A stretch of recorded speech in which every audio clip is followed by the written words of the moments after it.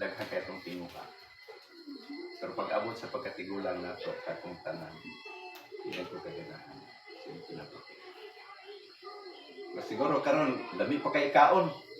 Nangandoy kay balay, kaya ako sa una, sa batanon pa ko, kita ko balay, minggo, pagkatuan ako, nagbabaho yung kumahin ko ba akong balay.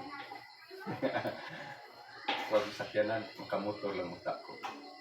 Daghan kay mga, pero pag abot ang panahon na, palay na ako. Labi na pag abot sa pagkatigulang nimo nga ang tanan wa nagikulos. Karon wa man tanangandoy nga.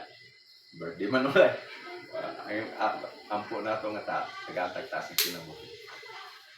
Pero mabot ang panahon ng mangandoy na kamag-ampo na ta Lord wa ano ko.